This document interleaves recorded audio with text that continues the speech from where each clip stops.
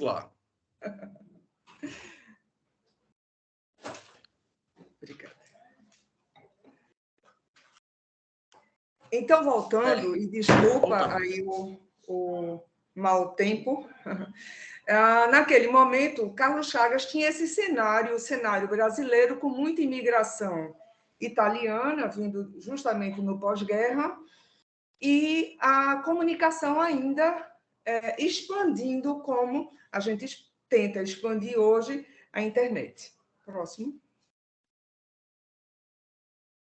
O que chama atenção naquele período era que nós hoje lançamos uma campanha de caráter mundial, que é quantos somos e onde estamos em relação aos pacientes portadores de doença de Chagas, porque, infelizmente, a doença de Chagas crônica, ela, embora desde 2019 passe a obrigatoriedade de notificação, mas com o surgimento do Covid e etc., não houve ainda uma determinação. Então, nós não sabemos, estima-se que no mundo existam cerca de 1.900.000 a 4.500.000. Veja que é um hiato muito grande. Então, se a gente pensa aqui nesse tipo de moradia que existia em 1909, e se nós extrapolarmos para 2002, a moradia precária ainda está presente, sim, em nosso meio. Próximo. E aí, durante mais de um século, como foi o conhecimento biomédico sobre a doença de Chagas? Carlos Chagas, quando descreveu, ele já descreveu com todo o cenário psico, não mais biosocial, sem dúvida envolvido na gênese e evolução da doença. Não ser menos importante, mas, na verdade, a construção do saber, ao longo dos anos, foi muito em cima do vetor, do parasito, dos reservatórios, da epidemiologia da doença em si, mas a pessoa afetada, ela aparecia muito pouco. Se a gente vai fazer uma meta-análise de tudo que existe de publicação em relação à doença de Chagas, é algo muito restrito em relação ao indivíduo contaminado. Não raro você encontra em alguma área acadêmica produtos entregues de doutorado, mestrado e etc., sem que se conheça a perspectiva e o contexto do indivíduo afetado. Próximo. Então, foi dentro de tudo isso, e a gente, olhando aqui, a gente pode identificar a doença de Chagas como 3 ciclos consecutivos. O primeiro era uma doença considerada, inicialmente, quando descoberta, uma doença rural, ela foi urbanizada e, posteriormente, globalizada. Na urbanização da doença, onde você vê o homem do campo migrando para centros um pouco maiores, nessa migração, ele torna-se numa situação maior de pobreza e de periferia, onde ele deixa de ter aquela plantação de subsistência e vai para o asfalto, numa realidade muito mais dura do que ele pensava encontrar quando vivia na zona rural. Próximo. E foi aí, dentro desse contexto, no nosso caso, em 1987, vocês podem ver aqui no finalzinho da tela à esquerda, professor Wilson Oliveira Júnior, que é o nosso coordenador, juntamente com a professora Cassandra Barros, doutor Enio Cantarelli, cardiologista, fundador do PROCAP. E aí era a nossa universidade à época. E aí vocês podem ver pessoas que vinham do interior e eram atendidas, mas já num estágio muito avançado da doença, na enfermaria de miocardiopatia, essas pessoas traziam a doença numa forma muito avançada.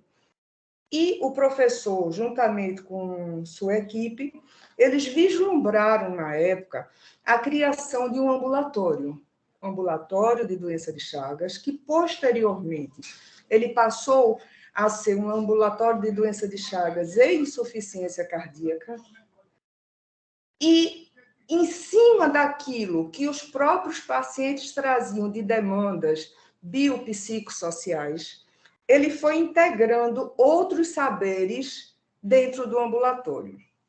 Aqui, propositadamente, eu coloquei essa setazinha que aponta para Dona Severina, uma paciente que está em nosso ambulatório desde o início. E pensem bem que esse ambulatório ele foi criado em 87, portanto, antes de Constituição Brasileira, antes de lei orgânica, ou seja, era algo bastante visionário para a época.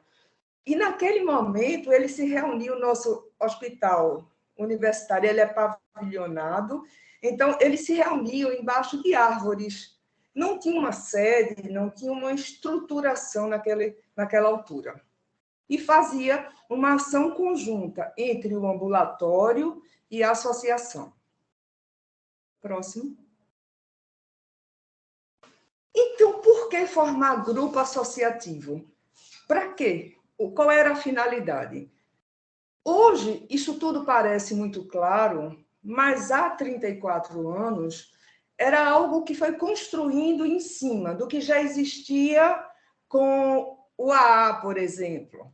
Depois, com a Constituição e depois com o lançamento do SUS, vem a necessidade desses grupos se reunirem para que, sim, o SUS tenha o seu caráter hierárquico, descentralizado, equânime.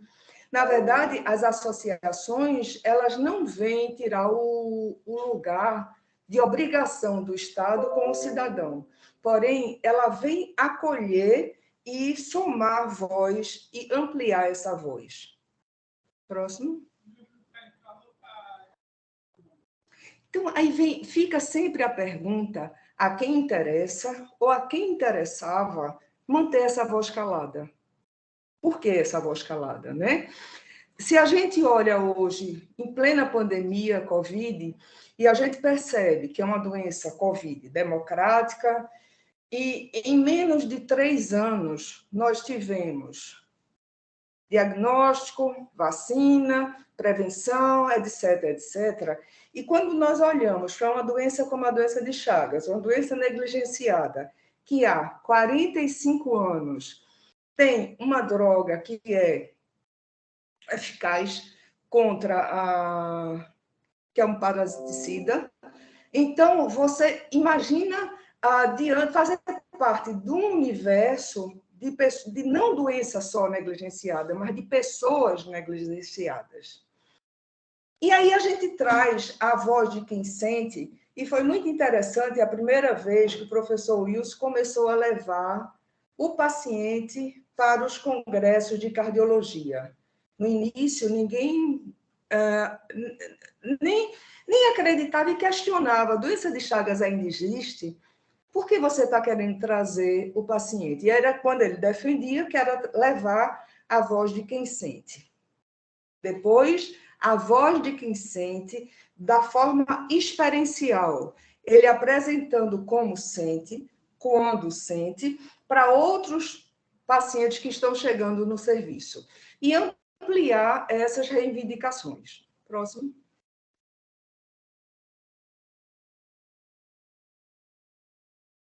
Em 2002, nós tínhamos já o ambulatório funcionando há mais de 20 anos, quando nós recebemos, em 2002, uma boliviana, a doutora Lúcia Arnes, e ela nos forneceu, ela nos entregou no final. Naquele momento, o ambulatório era todo cartorial, ainda com aquelas pastas suspensas. Hoje nós temos um banco de dados robusto, informatizado, com prontuário eletrônico, mas naquele momento não.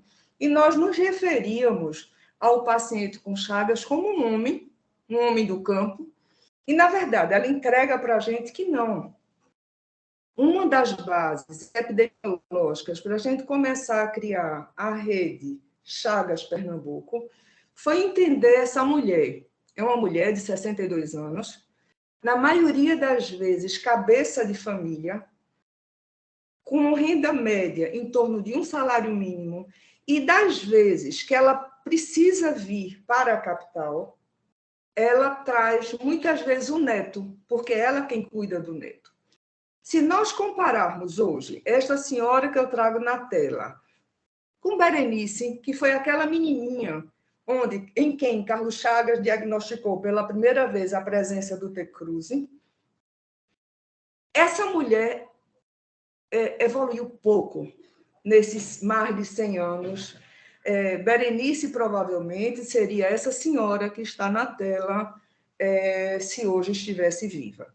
Chamando a atenção que Berenice ela morre com Chagas, ela morre portadora da doença de Chagas, porém ela não morre de Chagas.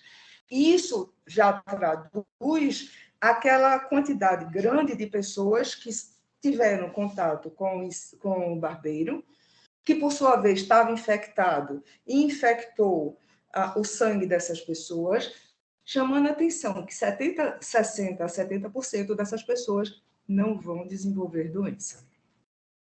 Próximo. Também fruto da tese de doutoramento da doutora Lúcia Arnes, em 2012, ela nos entrega que 54% dos nossos pacientes viviam no interior do estado e 46% aqui na capital. Muito embora apenas 40,8% ou 5% tenha nascido na região metropolitana. Então, isso nos levou, enquanto associação de pacientes, a refletir qual seria a melhor forma de acolher e de receber esses pacientes. Muitas vezes, aqui vocês conhecem bem Petrolina. Petrolina fica mais ou menos aqui na ponta, aqui abaixo do São Francisco, aqui é o São Francisco, mediando aí os dois estados, de precisar correr 800 quilômetros e muitas vezes numa forma menos grave da doença, que poderia sim, pode sim, ser acompanhado de forma descentralizada e hierarquizada, como o próprio SUS preconiza. Então, qual é o nosso papel enquanto associação? Lutar junto das secretarias estaduais da saúde para que tenha pontos de referência descentralizados mais próximo dos domicílios. Próximo.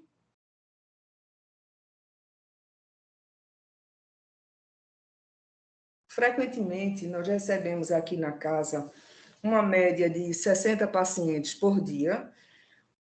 Hoje, nós não só atendemos Chagas na forma indeterminada, mas Chagas, nós estamos dentro de um hospital universitário, terciário de alta complexidade. Então, pacientes com Chagas e não Chagas, com marca-passo, com insuficiência cardíaca e até em transplante cardíaco. Só que esses pacientes de baixa complexidade, muitas vezes, eles saem de todas essas macro-regionais e precisam ser acolhidos aqui na região metropolitana. E vem através do TFD, que é o tratamento fora domicílio, e ficam um pouco à mercê da prefeitura e do prefeito de cada município.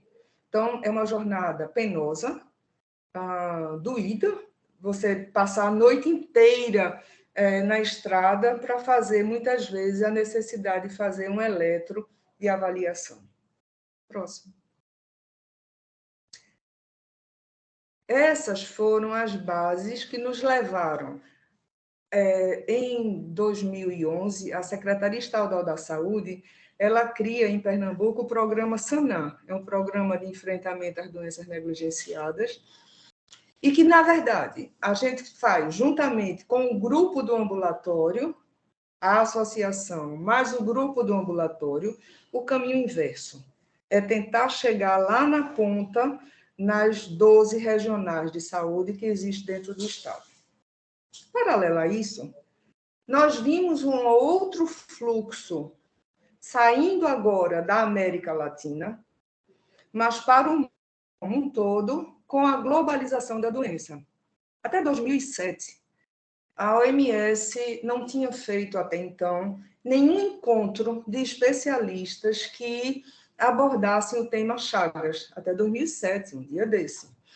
E nessa reunião, o professor Wilson Oliveira foi convidado para levar justamente a proposta que ele fez desde o início da criação do ambulatório, que era uma abordagem integral, biopsicossocial, aos pacientes portadores de doença de Chagas. E quando a gente fala de atenção integral, a gente está falando do quê? De uma assistência biopsicossocial, atenção primária, secundária, terciária, atenção multiprofissional, atenção na assistência, ensino, pesquisa e extensão. Dentro da universidade, na verdade, você deve fazer um pouco de tudo isso, levando em consideração o contexto não apenas da doença Chagas, mas da circunstância que envolve a complexidade Chagas. Próximo. Então, nós começamos a ver isso no final de 2010, 2009, 2010, que nós tínhamos, além dos países endêmicos da América do Sul e América Central, endêmicos para a doença de Chagas, mas nós tínhamos pontos de pacientes com Chagas dispersos praticamente nos 5 continentes, com uma grande diferença. Aqui na América Latina toda, o vetor ainda era a maior forma de transmissão. No entanto, no restante do mundo, nos países não endêmicos, muito embora o vetor ele seja absolutamente resistente e adaptável, não é? A diversas situações, mas são pessoas que migraram da América Central, América Latina, para outros países, e nem sempre essas pessoas estão de forma regular nesses países. Eles não têm um sistema de saúde que dê cobertura, como, no caso, nós, no Brasil, com o SUS. Eles precisam de diagnóstico e eles precisavam ampliar essa voz, muitas vezes uma voz que não quer ser descoberta, porque está naquele país de forma ilegal, enfim. E aí as associações começam a surgir no restante do mundo. Em 2009, na inauguração, aí na Espanha, da Associação de Barcelona, vislumbra-se a possibilidade de criar uma federação mundial. Próximo.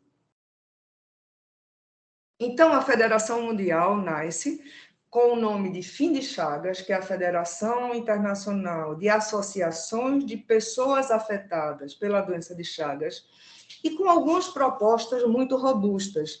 A primeira reunião foi aqui em Pernambuco, a federação foi criada aqui, com regimento, com o decálogo, enfim, e passamos a nos reunir em cada um desses países que tinham sede de associações.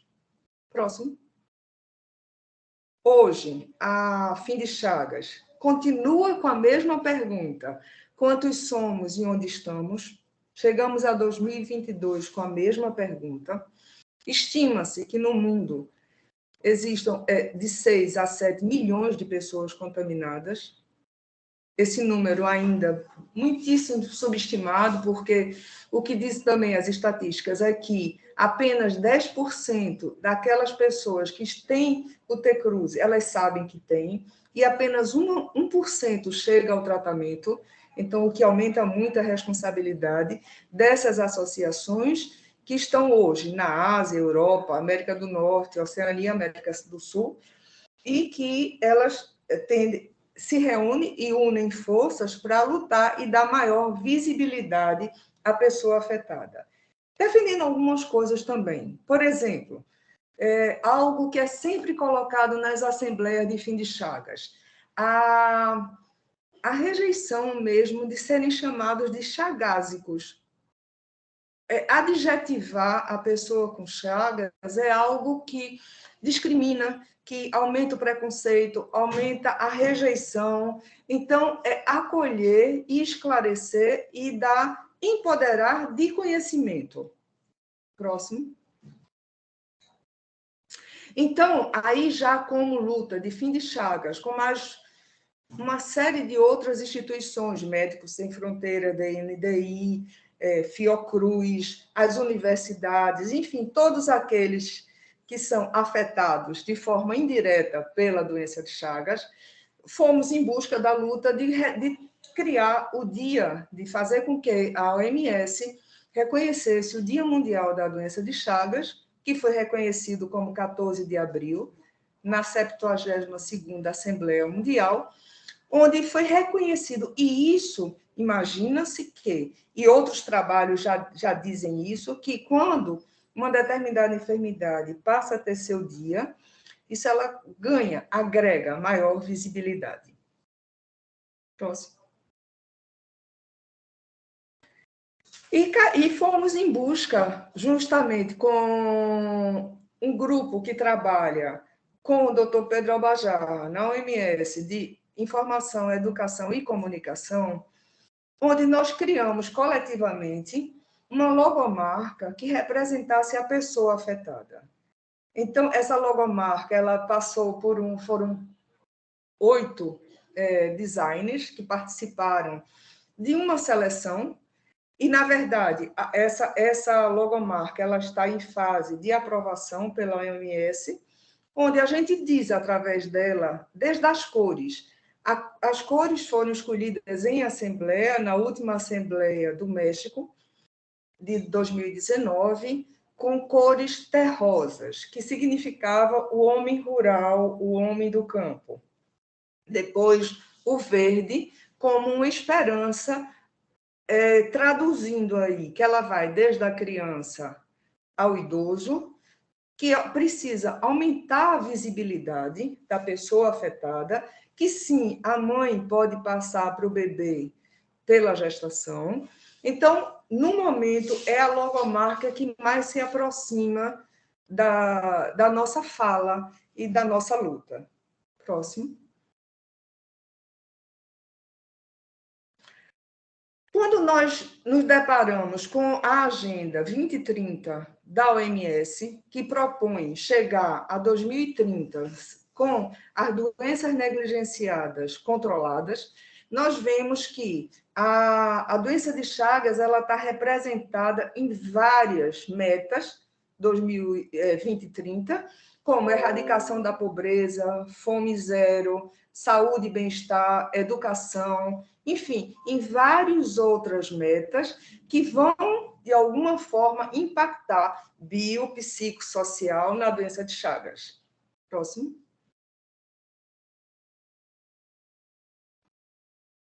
Então, quais são as nossas perspectivas, né?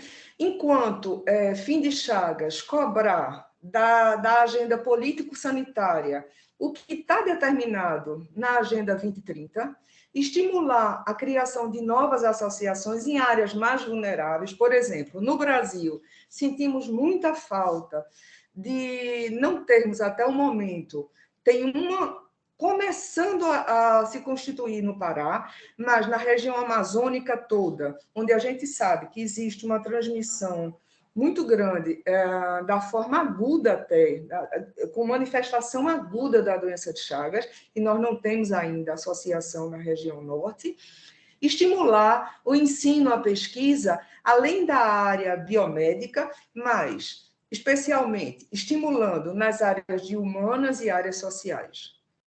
Próximo.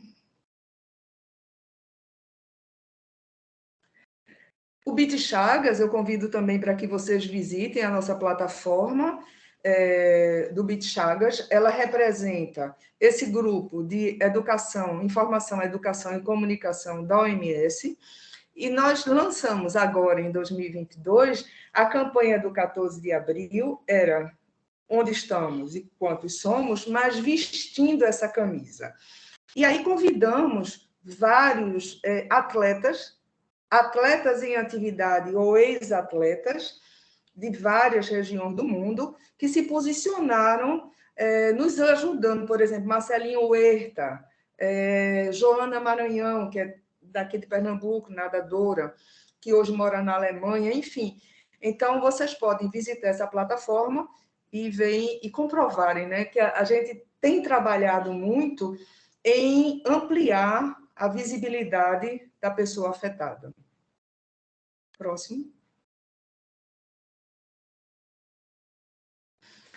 Lá no comecinho, eu falei, quando a gente estava contextualizando a doença de Chagas, na década de 1910, 20, quando Carlos Chagas descobriu que a sobrevida, naquele momento, do brasileiro, e naquele momento o Brasil tinha 30 milhões de habitantes apenas, era em torno de 34 a 35 anos. É com muito, assim, gosto e honra até, que a gente comemorou os 90 anos de Dona Severina, que era aquela pacientezinha que estava ali no início de 87, embaixo das árvores e criando a nossa associação, e hoje Dona Severina trabalha com Joanda na direção da associação, ela é a secretária da gestão atual, que Joanda é a presidente, e ela comemorou 90 anos no dia 14 de abril. Então, para nós foi bem simbólico essa data e para ela também. Próximo. Então, qual é o nosso maior desafio? O maior desafio para nós, Fim de Chagas, é que as pessoas portadoras de doença de Chagas, elas deixem de ser negligenciadas. Não é a doença negligenciada, mas é a pessoa negligenciada. Questionando aqui como utopia, quem sabe, mas também era uma utopia, talvez, ter uma federação mundial, quando foi criado aqui há 34 anos a primeira associação do mundo. Próximo. E aqui a gente deixa o nosso recado de quantos somos e onde estamos. E vamos continuar com essa pergunta até termos essa resposta. Muito obrigada. Eu vou passar para a Joanda. Joanda é nossa paciente, ela vai ter voz e vai ter fala. Vamos dividir as palmas em duas partes, né, Fernando? Uma agora e uma no final. Que bom. É porque online tem um atraso aí nas palmas também, não é imediato. Jo, fica à vontade. Bom dia. Bom dia. Bom dia a todos. Quem mais está bem? Você está aqui, Jo. Estou bem. Então, vamos lá. Rodrigo, descompartilha a tua tela, que estamos vendo através da tua tela. Tá, vou descompartilhar. Então, eu sou Joanda, 54 anos, e a minha vida é uma saga, né? Porque desde criança, né? 12 anos, que eu descobri a doença de Chagas, né? E foi luta, porque naquela época as coisas não eram como hoje. E o meu início de tratamento não foi tão normal como é hoje. Porque antes, para a gente se consultar, porque não tinha o ambulatório, ele estava início. E a gente tinha de ter o laudo de alta, porque o doutor Wilson dava mais prioridade àquelas pessoas que se internava, sabe? Saía do leito, né? E voltava, e voltava. Então, aí foi onde nasceu o ambulatório de doença de Chagas para que essas pessoas que viviam sem eles entender porque se internava tanto.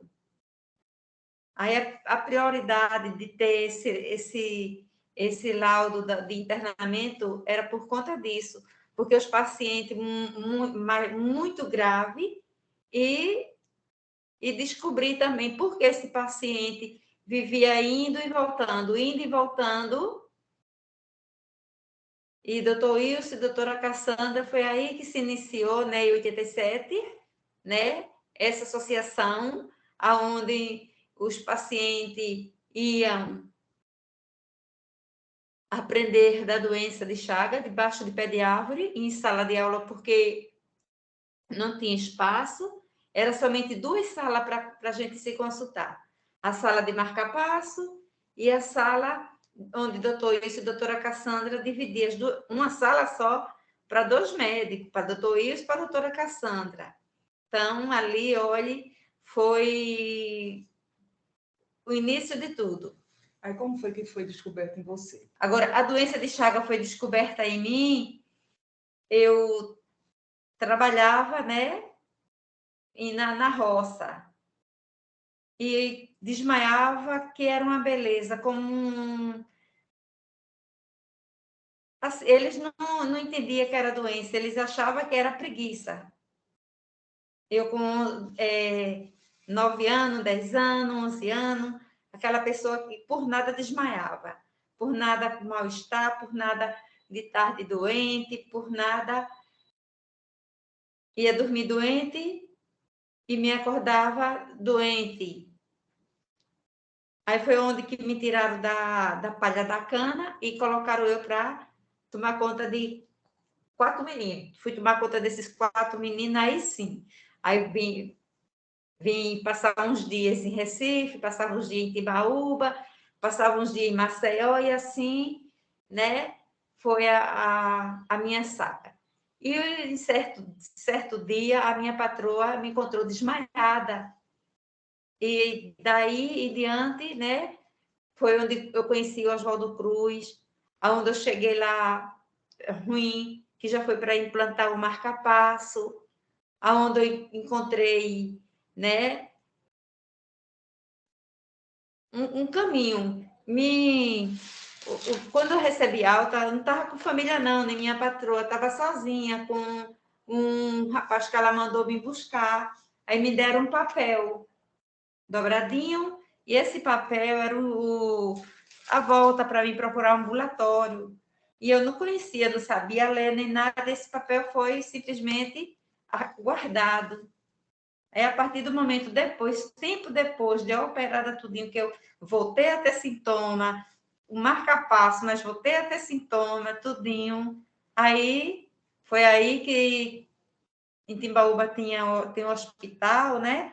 E doutor Edgar Pessoa de Melo, médico conhecido da cidade, que eu fui procurá-lo, né? Pessoas conhecidas indicou ele, e ele falou para mim, olha, Joana, você tem de ter algum papelzinho da sua história, onde quando você se internou, tudinho, essa coisa, oi, doutor, tem. Levei, mas o papel estava tão velho, tão estragado, que ele disse, não, esse daqui é melhor você botar no lixo e vamos fazer outro. Aí veio a cartinha para a doutora Cassandra. Quando eu cheguei para a doutora Cassandra, foi onde me deparei também com o doutor Wilson, doutora Cassandra e doutor Wilson, né? Onde eu, olhe, comecei a receber acolhimento e comecei a entender do que estava por detrás daqueles sintomas todinho, que não era somente, eu comecei a aprender que não era somente o marca-passo que ia melhorar a minha vida, e sim a medicação, né? E quando você engravidou? E quando eu engravidei, aí também foi outro martírio também.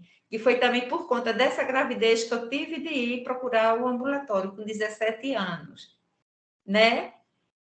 Tem 2 filhas? Sim, eu tenho 54 anos, como eu já disse, tenho essas 2 filhas, né? Uma tem 36 anos, está na casa dos 37 esse ano. a outra já tem 30, a minha caçula tem 30 anos. Elas já fizeram, graças a Deus, o teste da sorologia para a doença de Chagas e deu negativo, graças a Deus. E voltando à história, né? A nossa história, que é muito bonita, que vocês precisam saber, e eu estou até diminuindo, não estou pulando assim algumas coisas, porque vocês precisam ver o caminhar, né? O sofrimento que a gente tinha no início, que quando eu cheguei para lá, a gente indo para aquelas reuniões, às vezes, né? E não era assim, às vezes, não era meses que o doutor Wilson demorava era somente São João e final de ano, sabe? As 2 festas do ano que ele conseguia uma salinha para a gente comemorar aquele São João e comemorar, né, o final do ano. E o restante, para a gente aprender e saber da doença de Chagas, era mesmo debaixo do pé de árvore. E aí, quem podia participar dessas reuniões se fortificava cada vez mais, que entendia. E onde hoje eu posso dizer para vocês que eu sou paciente portadora da doença de Chagas, que eu tenho um nome, né? Eu sou uma pessoa humana portadora da doença, onde hoje nós aqui, né, do ambulatório, somos tratados por nome e por pessoa. A humanização reina aqui, porque também, né, o Procap, que se não fosse o Procap, nós não existia, porque essa casa aqui, ela existe, eu vou dizer 80% por conta do Procap e 100% SUS, porque ai de nós se não fosse o SUS, gente, é um rapaz que nós tem, que a gente tem que dar o verdadeiro valor, esse rapaz chamado SUS, porque ele precisa de vitamina, ele precisa ser fortificado e bem melhorado, porque ai de mim, que já estou no 8º marca-passo, 42 anos que eu uso marca-passo e sou muito... Tem a palavrinha que agora fugiu da minha memória, eu necessito muito do meu coração, necessita muito do marca-passo e gasta muito a bateria. Aí tem de sempre, logo cedo, tá trocando essa bateria. Então, né? Olha a diferença de Joanda, né? Que mora em Pernambuco, e a diferença de quem mora na Colômbia, que não tem SUS lá. Lá não tem o SUS. Esse rapaz lá, ó, nem ó, o pessoal sonha com um tratamento desse, mas não tem. E nós aqui, né, ainda também temos, voltando à dignidade de ser tratado como pessoa, né? Aqui, médico recepcionista, não chama nós por 4, por 3, por 2, não. Chama Joanda, aí eu já sei que é minha vez. Não precisa nem dizer presente, porque eu já sei que é minha vez de ser consultada. E também, né, na nossa associação existe o bazar, e esse bazar é o cérebro do... Eu vou responder por mim, que eu falando por mim, estou, né, falando de todos, ajuda. Aonde eu aprendi que, cuidando da minha barriga, cuida também da minha saúde, porque eu com a barriga cheia, vou me ligar em comprar a minha medicação, né? É só, olha, aqui, paciente, só não consegue, só não é tratado se ele não quiser. Mas se ele abrir a boca no momento que ele está de frente com o seu médico, aí o médico tenta resolver de um jeito ou de outro, mas é resolvido. Não, aqui o paciente não sai do jeito que entrou, ele sai com sua consulta marcadinha, seus exames, tudo direitinho. E também, né, na medida do possível, uma medicação, né? Porque se a gente ganha uma, dá um jeitinho e se compra a outra. E também a gente está, né, nessa luta e a gente vai chegar lá para saber quem somos e quantos somos. Porque essa luta não pode parar, não. O governo e quem tem a capacidade de saber e se importar com essa causa, gente, aí vai melhorar, porque não é somente Joanda aqui em Pernambuco, não, é globalizando. Gostaria muito de saber falar as palavrinhas certas, bonitas, para vocês tudo entender, mas, né, a gente tem de ser reconhecido e saber quem somos e quantos somos, porque, sim, a doutora Andréa tem uma coisinha que eu contei para ela e ela até que gostou, sabe? De saber que a gente vai fazer um bolo, a gente vai fazer uma comida, receber uma visita, a gente tem de saber quantas pessoas vêm para a nossa casa, para a gente saber quanto é que vai comprar, porque nem pode comprar de mais e nem pode comprar de menos, tem de fazer aquela receitinha, aquela comida que dê para todo mundo. É disso que nós, né, não podemos de maneira nenhuma perder a esperança de logo, né, futuramente, isso aí a gente ter resolvido e a gente pular essa pauta e já vai saber quantas pessoas têm doença de Chagas, como é que a gente vai fazer com elas, tudinho, para resolver outro problema, né? Cada coisa, né? Cada luta, cada tempo. Então, hoje a gente está nesse tempo de saber quem somos e quantos somos. Então, obrigada.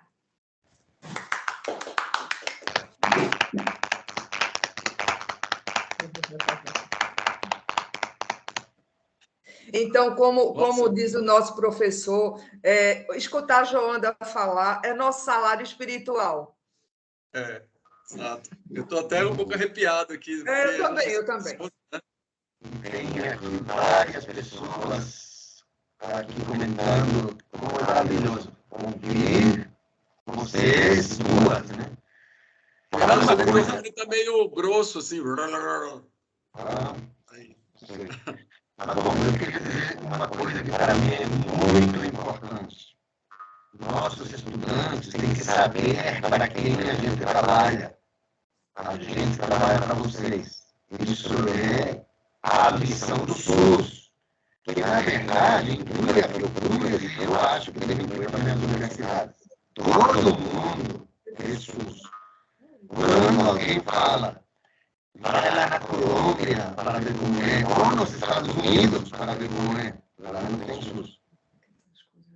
São as coisas que a gente tem que ver com os olhos muito abertos nesses tempos escuros. Muito obrigado. Aí, queria só abrir aqui a participação das pessoas que estavam já esperando para fazer perguntas ou comentários. Começando pela Juliana. Rodrigo, desculpa. Depois você dá uma regulada no seu microfone, porque continua falando tipo Darth Vader. Um negócio meio... Tipo isso. Tá bom. Tá bom. Então, vamos lá. Muitas perguntas e comentários. Primeiro, vamos começar aqui na lista dos estudantes, que os estudantes têm prioridade, né, para fazer as perguntas. E a Liz está inscrita. Liz. Aqui, ó, Liz. Oi, boa tarde. Bom dia já ainda, né? Primeiro eu quero agradecer, Cristina, pela palestra maravilhosa. Obrigada por explanar tantas informações importantes e que, às vezes, lendo um artigo, a gente não tem acesso. E também a Joanda, obrigada pela honestidade em descrever a sua história, em descrever como foi o percurso, porque a gente, às vezes, não tem contato com uma pessoa que é paciente de Chagas e não consegue ter essa empatia e esse cuidado que só quem passou pelo diagnóstico e pelo tratamento consegue falar para a gente. E eu tenho uma pergunta. Como o paciente que recebe o diagnóstico de Chagas, ele tem a ideia de seu prognóstico, tanto antigamente como hoje em dia. Por exemplo, comparando com a Covid, no primeiro ano da Covid, as pessoas temiam muito de serem diagnosticadas com Covid, então tinham todo um cuidado, toda uma preocupação com as ações governamentais para evitar essa disseminação da Covid. Mas já por exemplo, nesse último ano, as pessoas já não têm tanto cuidado e têm a Covid como apenas um resfriado. E a Chagas, como antigamente o pessoal recebia, nossa, eu tenho Chagas, como que vai acontecer, o que que vai acontecer comigo a partir de hoje? E hoje em dia também, quando a pessoa recebe esse diagnóstico, como ela considera o seu prognóstico? Liz, muito obrigada pela pergunta. Veja só, nós somos serviço de referência, estamos localizados em Recife e, portanto, nós recebemos pacientes recém-diagnosticados, como no caso daquelas pessoas jovens como você, que vão doar sangue e, posteriormente, na doação de sangue, sinalizam doença de Chagas. E muitas vezes é algo tão distante para quem doou sangue e saber através da doação de sangue que tem um diagnóstico que não raro eles chegam aqui na referência muito assustados. O que é que a gente procura informar nessa fase? Que de cada 10 pessoas que tiveram contato com o T-Cruze, 7 não vão ter absolutamente nada, podem estar na forma indeterminada. Posteriormente, aqueles que já têm algum comprometimento de órgão-alvo, como coração, intestino ou doença mista, é aí que vem o grande salto do trabalho multiprofissional, com terapia ocupacional na sala de espera, com a experiência dos pacientes, a própria Joanda, que vai com a informação dela experiencial para a sala de espera, e na hora que a pessoa, mesmo que esteja implantando o marca-passo, mas vê que Joanda já precisou trocar 8 vezes o eletrodo do dela, não é? Desde os 12 anos de idade. E é nossa presidente, ativa, dá conta. Ela mora em Maraial, que fica a 2 horas e meia de Recife. Ela vem para Recife para assumir o cargo dela de presidência, que está exercendo na maior maestria mesmo, com a ajuda de todo mundo, mas ela é a presidente. Então, tudo isso é exemplar, sabe, Liz? Então, é por aí, porque, infelizmente, nós ainda não temos um marcador preditivo que diga, já foram feitos, inclusive aqui com os nossos pesquisadores, para identificar por que determinado grupo evolui para a forma mais grave, é genético? Não sabemos, não temos essa resposta ainda. É ambiental? Não temos ainda. Se o paciente for tratado corretamente, na fase aguda, diagnosticado precocemente, vai mudar o curso da história? Né? Então, são algumas perguntas que nós não temos respostas ainda. Muito bem. Acho que ficou claro, né, Liz? Ótima pergunta, Liz. Parabéns. E a resposta também muito informativa, muito. Até na hora da resposta eu me emocionei um pouco. Mas vamos lá. Laís. Bom dia, professor. Bom dia, doutora Cristina, Joanda. Vocês estão me ouvindo bem? Sim. Então, muito obrigada pela palestra, doutora e Joanda.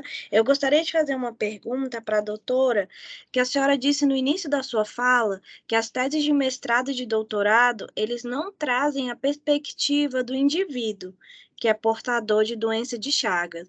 E aí, um pouco depois, a senhora falou sobre esse movimento de silenciamento das pessoas que são portadoras da doença de Chagas. E aí eu queria saber se esse fato de as teses de doutorado e de mestrado não trazerem a perspectiva, né, os pesquisadores não trazerem essa perspectiva, é um tipo de silenciamento, e se a senhora acha que trazer essa perspectiva, né, da pessoa portadora de doença de Chagas para esse tipo de, para os estudos, né, para as publicações, é uma forma de dar mais visibilidade para a doença de Chagas, para as pessoas que portam a doença de Chagas. Laís, que pergunta linda, viu? É o grande desejo, não é? Na verdade, o professor vem sempre colocando isso, desde quando ele foi lá para a OMS, em 2007, trazendo a pessoa com Chagas, não é? A pessoa portadora da doença de Chagas. E nós temos tentado focar sempre, sempre. Aqui, quando nos buscam para fazer estudos, vocês não sabem o prazer que houve na hora que a doutora Lúcia Arnes nos entregou aquela pesquisa dela, porque foi em cima dela que a gente desencadeou toda a descentralização das ações hierárquica mesmo, de chegar lá na ponta. Então, trazer essa pessoa afetada do ponto de vista multiprofissional também. Só ressaltando que a gente teve o privilégio de ter aqui um doutorado em filosofia da USP, foi uma aluna da USP que veio fazer conosco. Então, qual seria o desejo, sabe, Laís? Era que houvesse antropologicamente o estudo da doença de Chagas, não é? Por que isso? Como era esse Brasil naquela época? Por que Carlos Chagas não recebeu o prêmio Nobel? Não é? Que contexto foi esse? Que Brasil era aquele? É isso. Não sei se meu som melhorou. Melhorou, Fernando? Melhorou, Agora melhorou. sim. Então, porque aqui tem no chat uma pergunta bem relacionada, né, do Antônio Maia Olsen do Vale, perguntando especificamente quais são as categorias profissionais que participam do acompanhamento dos pacientes. Então, pois não. Eu vou dizer um pouquinho como é o nosso fluxo de entrada no ambulatório. Nós entendemos e esse é um espaço que nós temos aberto, sim, que tudo começa pela enfermagem. É a enfermagem quem recepciona esse paciente, a nossa porta é aberta, porque nós somos referência. Então, o primeiro contato, você não precisa nem trazer um encaminhamento para isso. Você chega e diz que é filho de uma mãe com Chagas. E aí você vai fazer o teste sorológico. Hoje a gente já conseguiu que todo o teste sorológico fosse feito no LACEN, no estado inteiro. No estado inteiro. Ele tem uma usinagem, mesmo que colete no município, ele vem para o LACEN Central, o Laboratório de Saúde Pública, e aí são feitos 2 testes sorológicos. Uma vez fazendo esse teste sorológico, se o paciente for não reagente, ele já vai ser contrarreferenciado para onde ele veio. Se o paciente é reagente, ele já vai para o cardiologista, ele já sai com a consulta interna marcada, mas ele já vai chegar ao cardiologista com o que diz o PCDT, o protocolo clínico de diagnóstico e tratamento para a doença de Chagas. Então, ele já chegar para o cardiologista, imagine que a gente está no hospital terciário, com cardiologistas, assim, com muito alto nível de especialização, óbvio, né? Então, já chegar ao cardiologista com eletro, ecocardiograma e teste positivo. Esse é o nosso fluxo. Algumas vezes os pacientes chegam com muita ansiedade. Então, a gente tem psicologia no grupo e tem terapia ocupacional em grupo e individual, no caso daquelas demandas de sala de espera. Na verdade, a gente tem uma preciosidade que é a sala de espera, não é? E como os nossos pacientes eles estão envelhecendo, a nossa média é 62 anos, não é? Então, a gente tem que informar para essa população que ela tem mama, que ela tem próstata, que ela não é só o coração com Chagas, ela é muito mais, ela é o todo, não é? Então, é desenvolver alguns projetos de sala de espera, como, por exemplo, Corarte, Coração com Arte, que é desenvolvido em sala de espera. Eu só queria abrir um parêntese, que eu falando assim, eu sou animada para falar sobre a casa. Então, parece que é uma maravilha, não. Ela tem todas as dificuldades de uma casa. Difíceis, com várias tribos convivendo aqui dentro. Imagine que vai do super pesquisador ao acompanhante do paciente. Né? Então, como uma casa e como um serviço, ela tem mais situações, como Joana, que nos traz essa alegria até de defender a causa. Maravilha. Temos outras pessoas inscritas. Vamos lá. Vamos lá, que os estudantes estão aqui empolgados. Que bom. Vamos lá. Aqui Venham é a nos Carla visitar agora. presencialmente depois. Carla. Pode ligar o microfone.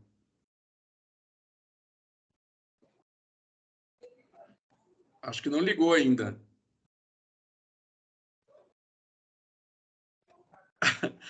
Carla, liga o seu microfone e aí eu vou passar para a Juliana e depois você pergunta, pode ser? Beleza. Juliana. Oi, estão me ouvindo? Sim. Bom dia. Joanda, eu sou médica infectologista e de vez em quando eu tenho que dar uma notícia para um paciente que ele tem doença de Chagas. E eu gostaria de saber, do seu olhar como paciente, o que você gostaria de ouvir, como você gostaria de ser tratada, como você acha que deveria ser essa abordagem da primeira vez que você fica sabendo disso? O que você gostaria que te falassem? O que você acha que é exagero, preciosismo médico e não acrescenta em nada? Eu queria saber, para você, o que faz diferença? Agora, o que eu vejo dos que chegam pela primeira vez, como ele é tratado.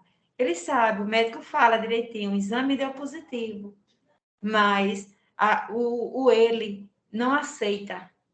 Por quê? Porque ele pensa que ele vai morrer, ele pensa que aquela doença vai matar.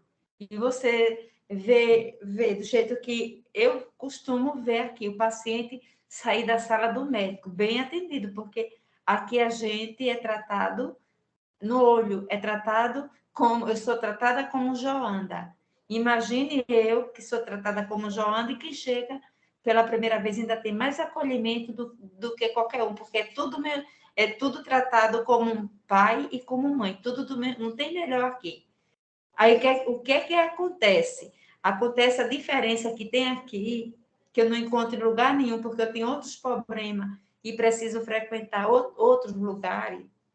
Aqui, quando não é eu, é outras pessoas, e sempre tem um também que vá acolher aquele paciente. Veja só, você chegar num ambiente com um diagnóstico daquele e, de repente, você se encontrar com alguém e dizer não é bem assim, não, você não vai morrer, essa doença não mata, essa doença requer, sim, que você abra os olhos, tenha cuidado, porque, olhe, doutora, outro dia, na minha cidade de Maraial, chegou uma senhora chorando, dizendo, Joanda, eu estou com um problema que eu não sei o que é. Tudo que eu não estou conseguindo comer nada que não entra.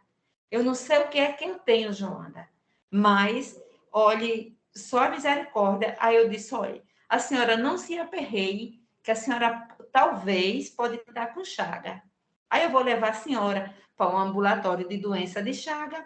E se der positivo, olhe, a senhora não se aperreie, não, porque lá a senhora vai ser bem tratada e vai ficar como eu, sabe? Sabe o que aconteceu? Ela veio, deu positivo e já fez a cirurgia do esôfago e hoje ela diz que não morreu por causa de mim. Sabe? Tem uma entrevista por aí, né? Que tem eu falando, ela até agradecendo, né? Que o pessoal foi daqui, o pessoal de doutora Andréa, do Rio de Janeiro, sabe? Que veio, que fez essa entrevista bem bonita. E eu chegou, me emocionei. E outras pessoas do mesmo jeito. Veja só a diferença de José sair do consultório sabendo que está com a doença e não quer aceitar. Aí lá chega eu, contando que tem do esôfago, que tem do intestino, que o intestino é assim. E tem gente também que tem do intestino. Mas, ó, Joana, eu tenho do intestino e você tem. Como é que você faz para conviver? Aí um vai trocando a ideia com o outro e assim, né, já sai com outra mentalidade e, né, achando que o dele é mais fácil, né, de que o meu ou de outros pacientes também. Então, as coisas, doutora, funcionam desse jeito. Porque se a senhora está com um problema e vai conversar seu problema com outra pessoa, aí o seu não existe mais, não. Então, aqui é assim, o paciente sai e é acolhido, porque ninguém aqui sai sem acolhimento, não. É acolhimento na recepção, é acolhimento dos voluntários como eu. Então, é essa maneira, né, que eu agradeço muito, muito, muito, muito, primeiramente a Deus, depois a doutor Ilson e agora a doutora Cristina, porque a doutora Cassandra, a gente, ela não está conosco, né, se aposentou-se, mas o legado dela continua. Quer dizer que o que a doutora Cassandra plantou, aquela sementinha, hoje está uma árvore. Entendeu, doutora? É isso que eu tenho para lhe dizer, porque aqui a senhora me dá a mão aqui, né? É uma coisa que a gente fazia assim, é assim, né? Pronto, assim, né? Pronto. Aí funciona. Aqui funciona assim. Então, que todos, né? Não é somente ambulatório de doença de Chagas, não, mas que todos os outros ambulatórios funcionassem assim, a coisa era outra, não era não? Isso aí. Muito obrigada. Vamos Então, eu lá, aprendi a lição. Isso aí, Juliana. Vamos lá, porque tem mais perguntas aqui, estudantes, no chat também. Daqui a pouco eu vou para o chat. Vou acabar aqui das mãozinhas levantadas e depois a gente vai para o chat. Pedro. Oi, bom dia. Parabenizar inicialmente a doutora Cristina e a Joanda, né, por estar passando para a gente a vivência e o conhecimento de vocês. Eu tenho uma pergunta para a Cristina. Foi levantada na apresentação algumas vezes a necessidade de saber o real número, né? Quantas pessoas estão subestimadas, né, com doença de Chagas.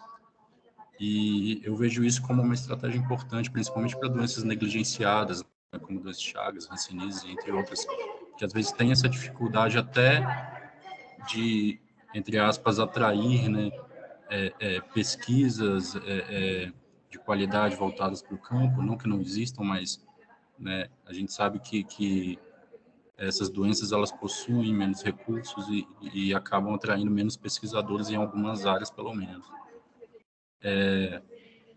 E sendo essa uma estratégia que eu vejo como importante, né, para a busca ativa, de repente, desses casos subnotificados, existem alguns trabalhos nesse sentido de estimativa desses casos subnotificados, ou existe alguma ponte com o Ministério da Saúde, até nesse sentido, para a gente ter essa estimativa desse número, de quantas pessoas estão subnotificadas com doença de Chagas no Brasil? Obrigado. Pedro, muito obrigado pela pergunta. Essa pergunta ela é bem pertinente, porque em maio de 2019 saiu uma portaria determinando que a doença de Chagas deveria ser obrigatória no país. A notificação obrigatória no país, compulsória. Só que a notificação ela é compulsória dos casos agudos. Toda doença de Chagas aguda é notificada, é obrigatório pelo SINAM, mas não existe ainda uma plataforma definida para que a gente possa notificar os casos crônicos. Joanda coloca de uma forma muito bonitinha, e a Andrea gosta muito dessa forma dela, que eu só posso prever o tamanho do bolo que eu for fazer se eu souber quem vem. É mais ou menos isso. Eu não posso chegar para o gestor, secretário de saúde, e dizer, eu preciso de tantos eletrocardiógrafos, de tantos ecocardiogramas, porque eu tenho uma população. Mas qual é a sua população? É de 1 milhão a 4 milhões e meio. Isso não existe.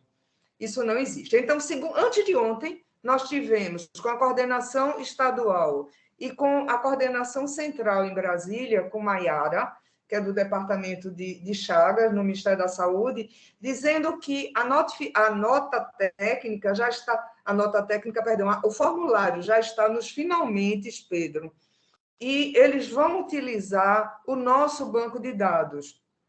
Aqui na casa, nós temos aproximadamente 1.000 pacientes no nosso banco de dados. É um banco de dados bem robusto, porque ele é fruto de vários mestrados e doutorados, o que vai limpando o banco de dados, não é? Mas, infelizmente, eu não tenho como migrar os meus dados de uma plataforma para outra.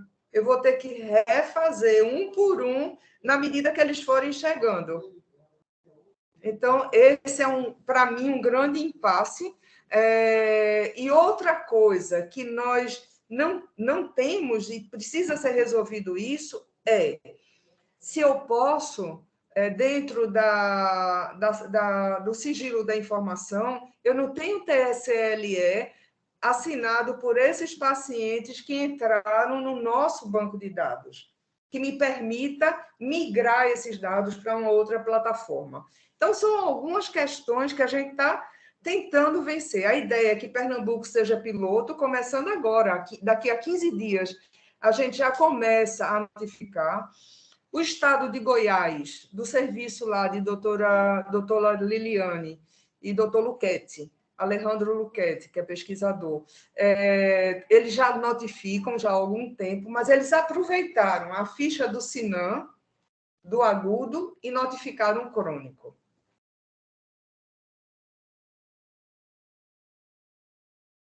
É uma luta. Muito bem. Acho que está bem respondido. Fernando, você quer comentar alguma coisa sobre estimativa? Bom, tem várias, assim, vários níveis e tal, mas realmente a gente não sabe quais são os números. E eu acho que tem um outro problema que vem depois, que assim, quando você tem uma estimativa do número, aí sabe quantos são, mas aí a segunda parte é saber quem são. Então, o acesso ao diagnóstico, como a Andrea também comentou semana passada, é uma coisa muito, muito limitada. E tem problemas inerentes à doença. Por exemplo, que a grande maioria dos casos agudos são assintomáticos, basicamente. Então, tudo isso complica as coisas. Mas pode ser complicadíssimo.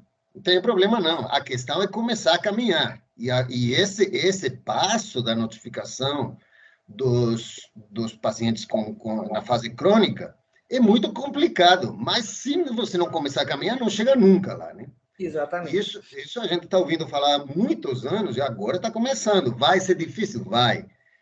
Mas tem pessoas ultra capacitadas e ultra motivadas e ultra lindas, como a gente viu agora, né? Que está aí na frente lutando para isso. Então, Fernando, tem que começar. E algo que a gente precisa ter bem consciência, se me perguntasse, e eu sempre digo isso, qual é o maior problema? É diagnosticar, ok. Uma vez diagnosticado, a gente desencadeia um fato gerador. Eu tenho um paciente com Chagas, e agora vai para a atenção primária, vai para a secundária, vai para a terciária, mas não adianta eu colocar um posto de coleta na Feira de Caruaru, suponhamos que fosse isso. Vamos coletar todo mundo. Coletava 1.000 indivíduos. Desses, 0,1% vai ser reagente. E o que é que eu vou fazer com esses pacientes? Então, eu preciso, sim, ter uma rede estruturada.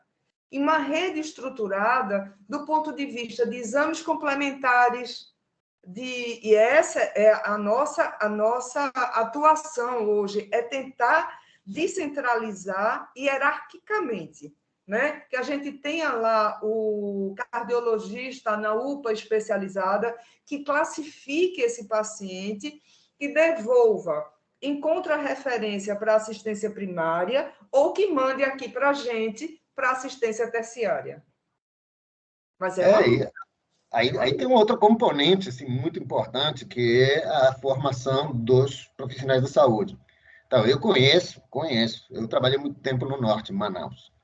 médicos se formam e ouviram falar de doença de Chagas, talvez um dia na formação deles. Um dia alguém comentou alguma coisa sobre o assunto, como uma coisa que, isso nem existe mais, né? Eu acho que Joanda tem um exemplo bem interessante. Eu gostaria que ela falasse, quando ligaram para você dizer o que é que o médico tinha que pedir como era. Sim, lá no interior, essa mesma pessoa, Dona Maria foi para a maternidade, que a gente tem hospital, não, tem maternidade, sabe? Lá em Maraiá. Aí ela foi para a maternidade para pedir o papelzinho, porque ela não tem família com doença de Chagas. Então, você vai pedir papelzinho para você ir. Quando chega lá, Dona Maria liga para mim, que o médico, o doutor, viu? Quer saber como é que se pede o exame para fazer a sorologia. Aí eu disse, e agora, por falar direitinho com o doutor para ele fazer o exame? Aí eu tentei falar rápido, igual você peça para o doutor. Não, ele quer falar com a senhora. Aí ele disse, sim, é sorologia para Chaga. Falei bem rápido assim, veja só. O médico, estudado, clínico, tudinho ali, né? Lá em Maraial. E cadê o doutor, né? Saber. Ele deveria até pedir para o Google, mas acho que ele não teve nem cabeça de pedir para o Google. Aí, né? Telefonou pedindo, eu disse, sorologia para doença de Chaga. Veja só a importância. Eu às vezes, até que eu me esqueço, eu digo assim, eu vou falar mais pouco para não tomar o tempo de vocês. Mas essa também, gente, é uma causa muito importante, capacitar esses doutores, porque esses doutores precisam ser capacitados para evitar aqui o ambulatório seja, porque, olha, imagina a pessoa morar em Cabrobó, 8 horas de viagem, 2h30, mas 8 horas de viagem, passar a noite todinha viajando para chegar aqui em Recife, veja só.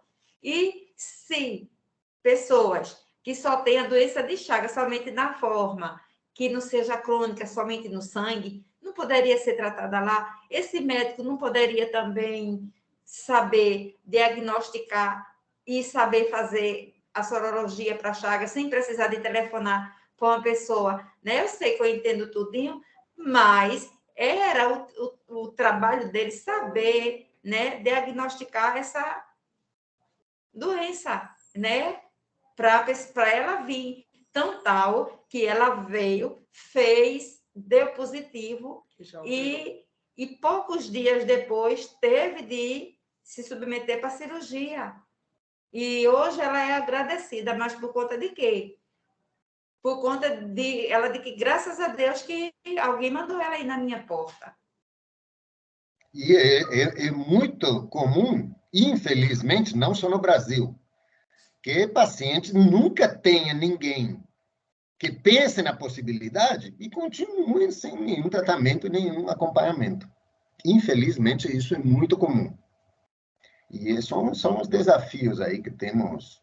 Por isso que agora estamos aqui na universidade, falei, vamos sim convidar a Joanda para contar essas coisas.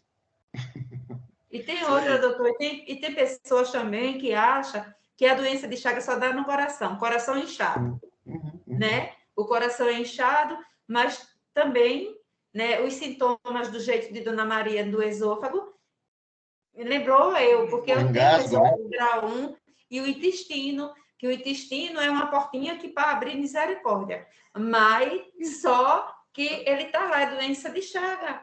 E imagina uma pessoa sofrendo do empachamento sem saber que a Chagas tem no interior, até na cidade grande, porque o Chagas agora ele é um professor, entendeu? Porque ele foi morar na cidade e virou, né, um cidadão urbanizado. E se ele virou urbanizado, aí fica a balança pendendo por dois lados. Tem o pessoal que mora lá no interior, na casinha de taipa, e tem outros, e também tem Chagas até morando em apartamento, né, não é verdade? Então, é uma coisa que precisa ser vista do dois lados. O lado da pobreza e o lado também de quem mora no seu apartamento, que tem a doença de Chagas, tem os sintomas, mas não sabe. Eu, às vezes, tenho até medo de procurar, né? Para saber, porque do jeito que o pobre tem medo de procurar doença, o rico também tem medo de procurar a doença. É como a gente aqui no Procap, aproveitando a deixa, A gente aqui no Procap, né, pela diretoria, a gente tem, ó, editar, olha, usando a máscara, tendo cuidado, a direção, a diretoria, a presidência, cuidando dos seus. Então, aqui na Casa de Chagas, no Procap, só entra de máscara. Com a quarta dose agora. E eu já estou na quarta dose, tá vendo? Bem. Mas Perfeito. temos mais perguntas. Mais perguntas, vamos lá. Francisca. Oi, gente, bom dia. Queria agradecer à doutora Cristina e à Joanda pela disponibilidade, por tantas informações enriquecedoras. Parabéns, Joanda, pela sua trajetória, pela sua força e por se dedicar agora a ajudar pessoas a construírem aí, continuarem construindo o que vocês, né, deram início. A minha pergunta é sobre acolhimento, né, e protocolo com gestantes, como que funciona. Que você teve 2 filhas, né, e não transmitiu. Então, eu queria saber se existe algum protocolo, como é que vocês rastreiam, como é que fazem esse trabalho aí com as gestantes. Francisca, veja só, infelizmente, o Chagas, no Brasil todo, ele não é obrigatório no pré-natal. Aqui vocês estão vendo, eu botei de propósito aqui atrás essa gestante, não é? Porque foi a campanha que nós estamos levantando pelo Ministério da Saúde e da Unitaid, que André é quem coordena a Unitaid, que é testar as meninas em idade fértil, antes do pré-natal. Na hora que a gente testar essas meninas antes do pré-natal, automaticamente esses bebês praticamente vai a zero o risco de contaminação perinatal. Só que, infelizmente, no teste da mamãe e no teste do pezinho no pré-natal, pré e pós-natal, perinatal, ainda não é obrigatório Chagas, é recomendado. Enfim, como nós estamos fazendo um trabalho, chegando lá, e quem faz esse pedido é a Unidade Básica de Saúde, que também, para nós, enquanto hospital terciário, enquanto serviço de hospital terciário, a gente não tem poder de chegar no município e dizer assim, município, colete das gestantes. Não pode. Isso tem que ser hierarquicamente via Secretaria Estadual da Saúde, e a Secretaria ela só pode, nesse momento, recomendar, uma vez que o Ministério da Saúde ainda não obriga. E veja, não seria nenhum custo elevado, porque no teste do pezinho já são feitos X exames, seria acrescentar mais um no pré-natal e mais um na... Eu até ouvi ontem, nós duas estávamos numa aula ontem, para a equipe multiprofissional do Procap, e alguém dizendo que quando foi implantar sífilis no pré-natal, ela dizia assim... pense sifiliticamente. Então, eu vou dizer assim, pense chagasicamente, né, para ver se pede. Só adicionando uma coisa, viu, Francisca? E é que a evidência está se acumulando que tratar mulheres jovens... Isso. Que estão assim, já estão na fase crônica, mas não é uma fase crônica muito avançada, né? Que estão em idade fértil. Então, esse tratamento específico, com benznidazol, por exemplo, reduz praticamente a zero a chance de transmissão vertical.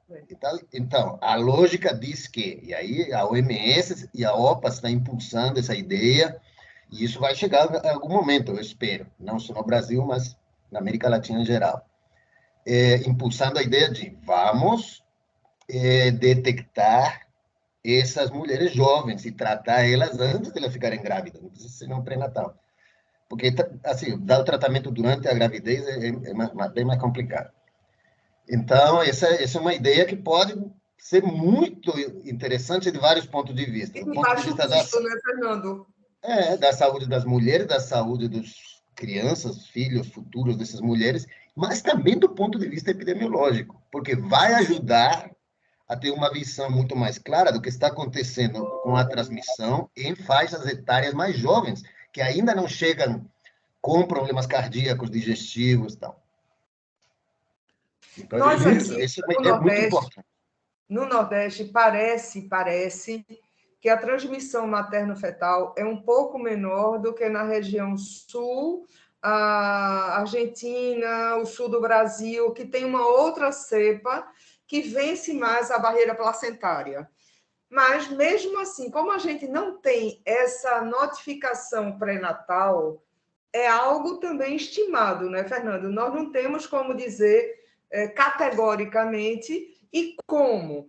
Muitas vezes o paciente chega para nós e diz assim: ah, não, minha mãe teve morte súbita, mas ele também vivia no mesmo domicílio.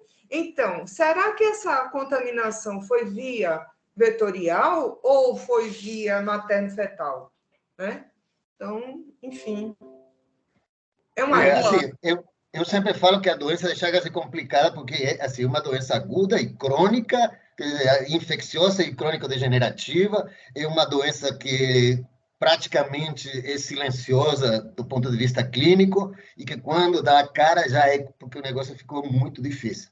Então é muito complicado. Coisa, Fernando, que quem diz isso é o Dr. Drauzio Valera, viu? Que a doença de Chagas ela é desconcertante, porque ela vai depender da atenção primária, secundária e pode depender da altíssima complexidade que é o transplante, que é o marca-passo, enfim.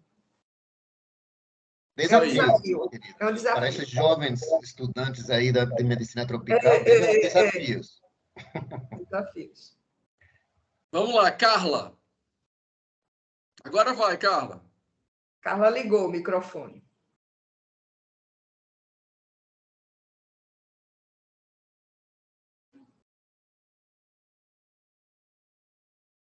Não, o microfone não. Faz o seguinte, Carla, coloca no chat a sua pergunta. Tá bom?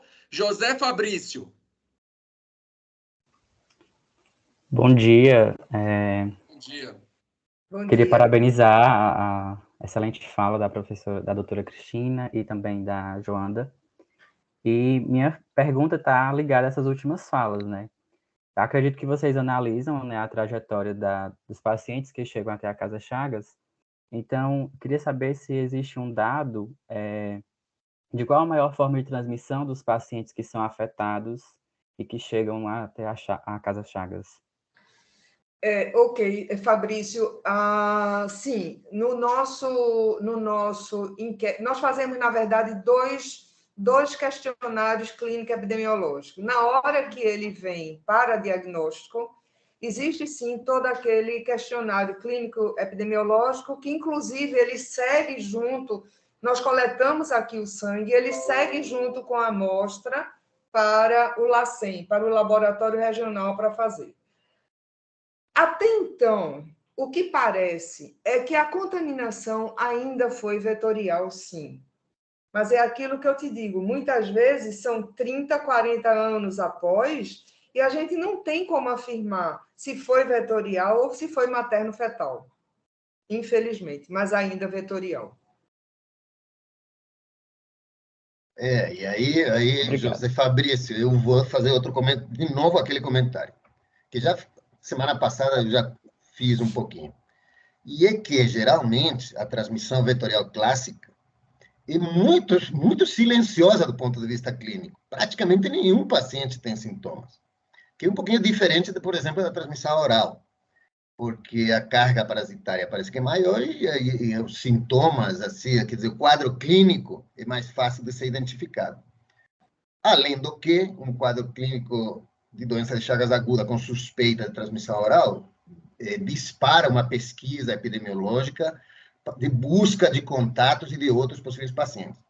Isso quer dizer que, se você consegue detectar 1 de cada 100 casos agudos de transmissão vetorial clássica, já é muito. Eu duvido que seja 1 de cada 100, deve ser 1 de cada sei lá, 500. Então, quer dizer, a pontinha do iceberg, no caso da transmissão vetorial clássica, é muito pequena, muito menor do que o do iceberg da transmissão oral. a transmissão vertical, Cristina, eu sempre falo isso, eu falei isso várias vezes com o Luquete, falei isso com o Fiuza várias vezes, com o pessoal da OPAS. Não dá para dizer que, pelo fato de um menino de 10 anos ter uma mãe soropositiva, foi transmissão vertical, porque esse menino está morando lá na Bolívia, por exemplo, né? Numa casa. Numa casa com contato diário, praticamente, com vetores, né? Então, é muito difícil você dizer, não, como tinha mãe era soropositiva, então foi transmissão vertical, não tem mais transmissão vetorial. Isso é meio problemático, assim. Para mim, muito complicado, porque gera a impressão de que não tem mais transmissão vetorial. Mas isso não é verdade. A transmissão vetorial clássica, a gente não vê isso. Mas e há quem defenda, não é, Fernando e Fabrício, que para que haja transmissão oral, quem trabalha com vetor defende isso, que para que haja transmissão oral é necessária a presença do vetor, porque, na verdade, quem contaminou o alimento foi o vetor, pelos dejetos, ou se ele foi triturado junto. Eu inventei uma palavra, essa transmissão vetoral. Vetoral. Perfeita essa palavra, vetoral. Vetoral. Para que todo mundo saiba e fique pensando e tenha consciência de que o barbeiro, viu, Joana, também está lá atrás. Está lá. Muito bem. Lá. Vamos lá. Muito bem. O tempo está ficando curto, tem mais gente para poder perguntar.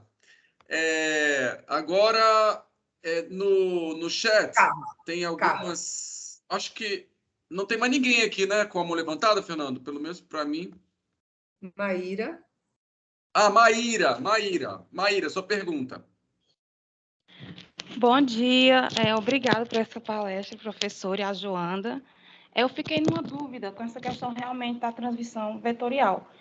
Eu queria saber se na casa vocês atendem todas as faixas etárias e se na casa tem jovens que são portadores de Chagas.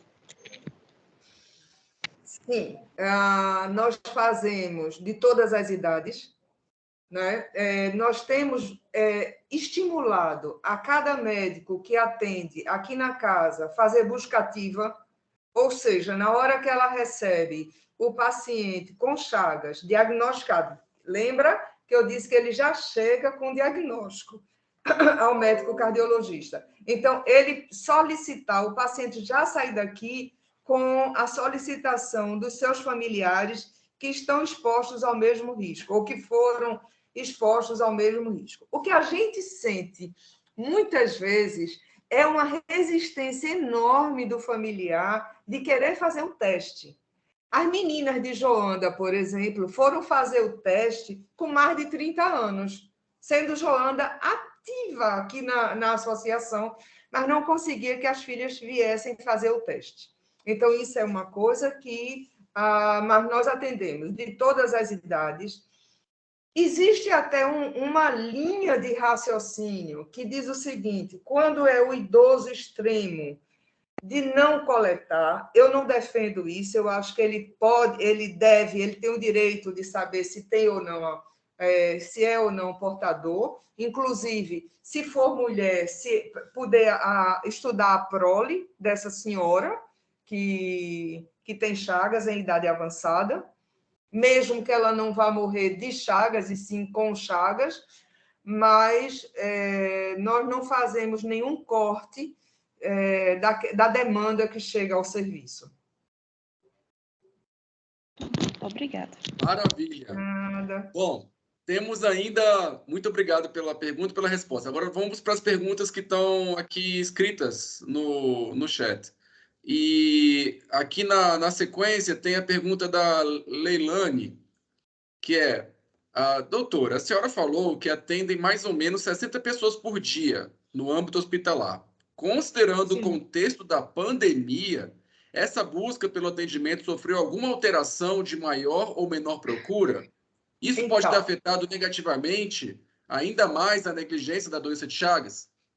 Pode. Primeiro que tudo, a resposta é pode. E eu vou escalonar um pouquinho essa resposta.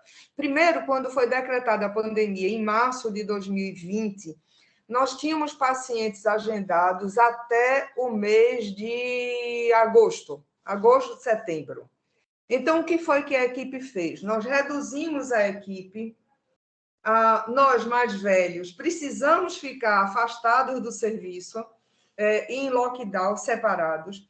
Todos os voluntários também ficaram nas suas residências e nós tínhamos uma equipe de plantão, sabe, Rogério? Onde tinha um médico, uma enfermeira, o vigilante, a recepcionista e a pessoa da limpeza. E todos aqueles pacientes que estavam marcados para frente, eles foram comunicados por via telefônica ou WhatsApp. Só eram chamados para consulta presencial, isso durante 1 ano e meio, quase. Só eram chamados aqueles que tinham sinais e sintomas claros de descompensação cardíaca. Imagina, viu, que esses pacientes que nós atendemos, essas 60 pessoas, eles não estão restritos só a pacientes com Chagas. A gente atende Chagas, não Chagas, com marca-passo e com insuficiência cardíaca e com transplante cardíaco. Então, a gente tem alguns pacientes muito graves, né? Depois, a gente teve uma experiência que foi muito interessante, e essa pode ser reproduzida, que foi síncrona entre a enfermeira tá atendendo presencialmente o paciente que chegava e a médica que estava gestante, ela não podia estar presente na sua residência, atendendo através do prontuário. Conseguimos fazer remotamente para a casa da médica o prontuário eletrônico e fazia uma síncrona. Essa foi uma experiência muito boa, com resolutividade de 85%, apenas 15% precisou vir para uma consulta presencial, e é uma adequação. A casa toda foi adequada, né? Nos distanciamentos, enfim, fazendo tudo o que mandavam fazer. E outra coisa que a gente conseguiu com muita brevidade foi vacinar todo mundo, porque nós sentimos uma resistência muito grande de alguns pacientes, inclusive, infelizmente, influenciados por grupos religiosos, tal, que contraindicavam a vacina. Então, o que foi que nós fizemos? Um banner enorme com todos nós da equipe vacinados, fotografia de todo mundo, né? E conseguimos, naquele momento, vacinar também os voluntários. Isso eu estou me reportando a janeiro de 2021, quando começou a vacinar todo o grupo da saúde, lembram disso? Então, quando o grupo da saúde vacinou, a gente conseguiu vacinar os voluntários também. E colocando que a doença de Chagas, ela é uma doença teoricamente e praticamente trombogênica. Então, a associação do Chagas com Covid era bombástico. Então, a gente fez declarações para que eles tivessem prioridade na vacinação. Foi Interessante. Isso. Muito obrigado. Mais uma pergunta aqui da Stefane. Foi citado que antigamente alguns pacientes já chegavam nos ambulatórios em situações graves, em estado avançado. Hoje em dia, ainda acontece isso? Ainda tem muitas pessoas, né, muitos pacientes que só descobrem a doença de Chagas em estado avançado? Sim, tem. O itinerário terapêutico desses pacientes é muito penoso. É muito penoso. No próprio surto que nós tivemos em 2019, que foi o nosso primeiro surto, o diagnóstico só foi feito porque houve uma suspeita de malária e 38 dias depois, já com pacientes internados, Secretaria da Saúde notificada, e houve o técnico de laboratório que tinha sido treinado para identificar o plasmódio e o tripanossoma. Ele disse, não tem plasmódio aqui, sim tripanossoma. E foi quando deu start para... Então, sim, chegam pacientes graves, a exemplo da própria Dona Maria, que Joanda citou. Essa paciente é bem recente, é deste ano, paciente grave. Sim. Maravilha. Eu vi que a Joanda comentou sobre uma entrevista e tal, Essa entrevista muito linda está no site da Fiocruz, disponível Isso. aí para... Foi essa entrevista com Joanda, que foi no Dia Mundial, o 14 de abril, do Ministério da Saúde. Beleza. Pergunta agora da Carla. Enfim, quero agradecer a Joanda, pois saber onde chega o trabalho dos profissionais é o que mais nos motiva a continuar na caminhada. A doutora gostaria de perguntar no que falta ainda focar esforços, pois ela mencionou no início pacientes que vêm de tão longe para um simples ecocardiograma. Como ficaria o tratamento de um paciente de tão longe que precisasse, como a Joanda, de acompanhamento especializado? Veja só, é um trabalho, eu diria que é um trabalho de formiguinha e repetitivo, porque as equipes que estão lá na ponta, na assistência básica à saúde, têm alta rotatividade. Então, mesmo que a primeiro momento, o professor Wilson coordenou o grupo que trazia os profissionais para treinamento aqui na primeira regional. Isso não foi a melhor opção, porque acabava dispersando muito. Resolvemos fazer um caminho inverso. Sair em comitiva com a Secretaria Estadual, com a Vigilância Sanitária e treinar essas equipes de forma descentralizada. Agora, é um tratamento, sabe, é uma ação que precisa ser repetida frequentemente, alertando. Existe Chagas, sim. Precisa diagnosticar, sim. É isso. Tatiane, pode fazer sua pergunta, por favor. Então, primeiro, agradecer, né, a oportunidade. E a minha pergunta, doutora, seria para vocês duas. Seria o seguinte: se vocês vivenciaram, se o serviço ele faz uso de teleatendimento ou algum procedimento de televigilância em que questões de saúde mais complexas podem ser os profissionais de saúde que estão no sertão ou no sertão central podem estar buscando o serviço, se vocês tiveram alguma vivência de algo semelhante no serviço da UPE, e se não, se seria uma possibilidade, entendeu? Considerando a extensão, a distância, tá? Aí, como uma possibilidade aí, seria a minha pergunta. Muito obrigada pela pergunta. O nosso estado tem 12 regionais de saúde. E nós, antes da pandemia, que a gente podia se reunir, nós nos reuníamos no NUTES do PROCAP, onde eram convidados nas regionais de saúde. Eu vou citar Petrolina, que é a 8ª regional. Em Petrolina, as distâncias são muito grandes, só tem 7 municípios ali junto. Mas todos os 7 municípios foram prioritários, porque foi encontrado triatomínio contaminado.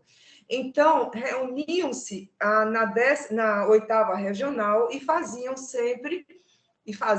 sempre uma reunião com a participação de todo o staff da gente, o professor coordenando essa reunião, Secretaria da Saúde. Com a pandemia, isso ficou suspenso, teoricamente, voltamos a ter, há uns 15 dias, nós tivemos uma reunião, não ainda com a assistência básica, mas com assistência intermediária, que são as UPAs especializadas. Então, dessa reunião, que ocorreu há 15 dias, com as UPAs especializadas, participou a Superintendência da Secretaria da Saúde, os gestores, porque é importante sensibilizar esses gestores, né? Porque o gestor ele não vai mudar agora, teoricamente, porque não muda prefeito. Se mudar prefeito, muda gestor das unidades, né? Então, a gente tem que lidar com todas essas variáveis e treinar. E assim, sabe, eu digo muito aqui ao pessoal, treinar, é meio incansável isso. Se tiver que falar de Chagas todo dia, a gente vai falar de Chagas todo dia, até que isso tenha eco. Obrigado. Temos aqui uma última pergunta ainda no chat, né? Que, assim, eu assim, queria dizer assim, que eu li aqui a pergunta da Mariel, né?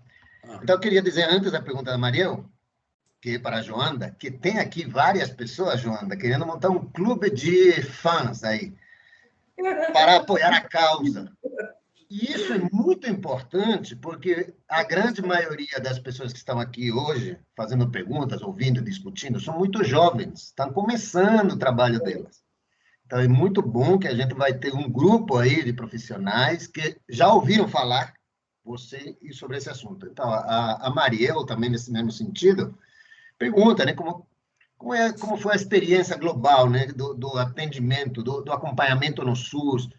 Então, eu queria, assim, como já estamos um pouquinho fora do tempo, pedir, Joanda, para a senhora que fale um pouco, assim, para encerrar a nossa reunião, sobre como você se sente, tanto recebendo esse apoio, esse acompanhamento por parte dos profissionais de saúde, como, por outro lado, ajudando a formar novos profissionais de saúde com uma visão mais clara das coisas, com uma consciência mais clara.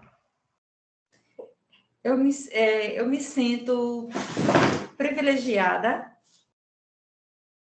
e o que, assim, resumindo, que eu gostaria muito, mas muito, e tivesse a oportunidade da minha voz, chegar àquelas pessoas que pudessem fazer a coisa acontecer, um projeto como esse aqui, ó, esse projeto aqui funcionar, o projeto que a gente está batendo de saber quem somos, onde estamos e quantos somos, isso aí, o SUS recebesse a injeção necessária que precisa, o que eu queria mais é o sonho de cada um, um sonho também que esses meninos aí que estão se formando, ele continuasse com o amor de você de preto, com o amor de você aqui da roupa de xadrez, que eu não decorei o nome de cada um, mas o sorriso de cada um está aqui, né, na minha memória. Então, esse amor que vocês têm, que esses meninos aí onde vocês estão, né, assistindo cada um, que continuasse, que crescesse, para que no futuro, doutor, aí é eles que vão estar no lugar de vocês, não é verdade? Né? Então, é isso aí que é o meu desejo, que esses projetos, que o nosso SUS tenha mais força, mais fortalecimento, e que o trabalho de vocês não fique em vão e sejam reconhecidos, né? Porque a gente sempre... Veja só quantos anos faz que doutor Wilson, né? Doutora Cassandra, doutora Cristina Carrazone, vive lutando muito, 30... A gente pode até arredondar para 40 anos de luta, né?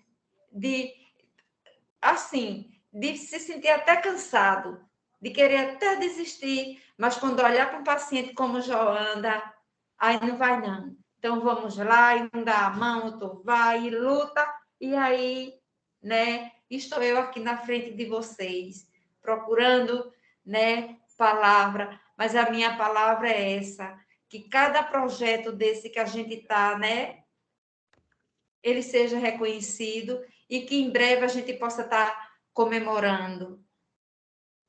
A receita do bolo, já sabemos quantas pessoas vão comer dele, né? Não é verdade? E aqui, ó, Cristina, Wilson, Joanda, a gente já está, olha aqui, ó, com documentação e que essas meninas aí do interior, essas meninas da capital, elas vão sim fazer esse exame para evitar, Joanda, o que aconteceu com você, né? Você já pensou que eu tivesse feito esse exame, doutor? Né? A minha vida seria outra. Fernando, só aqui um minutinho. Sim, para claro. a última partinha, né? Assim, só realmente dizer que foi uma manhã muito especial. Eu estou até emocionado com as falas, né, Joanda e Cristina. A gente aprende muito com vocês, a gente aprendeu muito com vocês. Dizer assim que a gente fica muitas vezes um trabalho muito técnico mesmo. Eu trabalho com vetores da doença de Chagas há mais de 20 anos. E eu acho que eu conto nos dedos, acho que esse é um dos dias que eu mais me emocionei ao falar de doença de Chagas. E assim, eu creio que os estudantes também estão muito impactados. Eu estou vendo aqui no chat, né, falando da emoção e essa experiência que foi compartilhada por vocês hoje conosco, tá? Que vocês sejam muito abençoados por tudo que vocês fazem aí, tá? Porque vocês hoje tocaram o nosso coração, literalmente. Que bom. Eu queria dizer o seguinte, que lá no desenho lá de Chagas, claro, eu trabalho com barbeiro. Se tivesse um barbeirinho assim no canto, seria bom também, né? Acho que o significado do barbeirinho ali no canto seria legal. A gente que trabalha com barbeiro. E eu quero uma camisa do Beat Chagas. Onde eu consigo a camisa do Beat Chagas? Eu vou mandar para você. Mande seu endereço que eu mando para você. Aí. Agora, deixa eu só agradecer muitíssimo a oportunidade. Foi ótimo conversar com vocês. De alguma forma, eu acabei revendo muitos fluxos nossos aqui dentro. Foi perfeito. E é bom quando a gente é instigado a falar sobre o seu próprio serviço. Agradecer muito mesmo, Fernando e Rogério, a oportunidade. Rodrigo, desculpa, Rodrigo. Eu tenho um filho, Rodrigo. Enfim, agradecer muito a oportunidade, foi excelente. Maravilhoso. E convidá-los a entrar no nosso Instagram. É um Instagram muito bem cuidado. A gente tem uma jornalista, Mariana Oliveira, que é especialista em saúde, então ela faz um Instagram muito cuidado, sempre. Chama @Casa de Chagas. Muito bem, a gente colocou isso aí na divulgação aqui do nosso seminário. E eu já estou seguindo no Instagram. Ótimo. Olha muito aqui, bem, queridas. Na mão. Então, assim, socorro do de liderança e ensina assim, dar a mão assim. Ela ensinou nós do curso, né? Pronto, deu a mão. Aqui é de doutora Cristina. Muitíssimo obrigado. É por momentos como esse que eu adoro trabalhar no que eu trabalho. Que bom. É o nosso salário espiritual. Beijo para vocês. Tchau, tchau. Beijo, até a próxima semana. Tchau, tchau. Tchau, tchau. Boa tarde para todo mundo. Boa tarde.